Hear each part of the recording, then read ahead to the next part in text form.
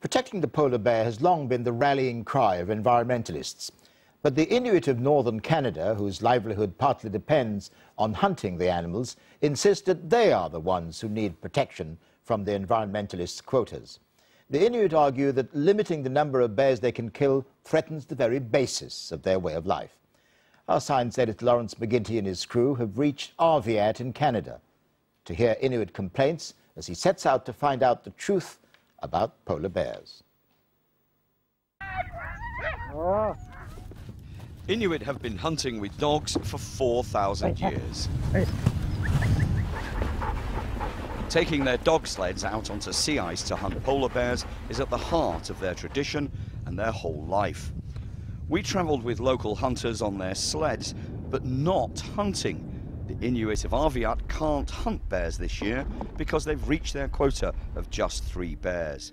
Only 2 years ago, they were allowed 22. Hunter and Mayor Johnny Mangark is a man with a lot on his mind. The government stopped the quota, so we're not allowed to hunt any more bears. And that is because they say they're declining, but back here now where there's so many bears, and I don't think they're declining. That's the irony. The Inuits say Arviat is being invaded by polar bears, but they can't hunt them. They just counted 11 bears today around town, so and there's more bears coming, so lots of bears around. 11 bears? Yeah. To the Inuit, hunting polar bears is about much more than earning dollars. It's a crucial part of their cultural identity, and they deeply resent being told how many they can hunt by politicians hundreds of miles away. Okay, let's go, Daryl. We were soon to find out why Johnny is such a worried man. Excellent. Back in town, it was a school holiday and the kids were playing hockey. With childish naivety, they told me bears didn't worry them, but hungry bears in town do worry the mayor. That night, on the way to Johnny's house, we heard reports of another sighting, the 12th that day. We joined his son-in-law on the regular bear patrol. And it wasn't long before he spotted the intruder. Damn, that looks like a polar bear. Despite the warning shots, the bear lingers and Jonathan has to reload. By now, people from all over town are coming to help, training their headlights on the bear, which has found a carcass of a seal. Jonathan knows he has to act. He fires at the bear with plastic bullets, the last line of defense before live ammunition.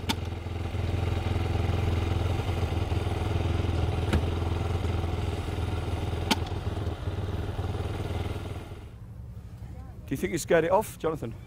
Yeah, well, Yeah. I hope so. Yeah, that looks that's the rubber bullet gun? Yeah.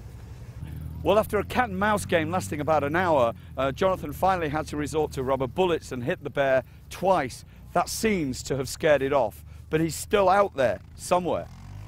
For families like Johnny's, bear hunting provides meat, fur, and with the occasional trophy hunt, jobs and prosperity. But bears are also symbolic for the Inuit, as he told me over a bowl of caribou stew, to be feared, respected, and yes, hunted. We live with the animals. We hunt them, we eat them, we know them. Like, we know where to hunt them, or where they're going to be in this time of the year or this time of the month, because we've been with them all our lives.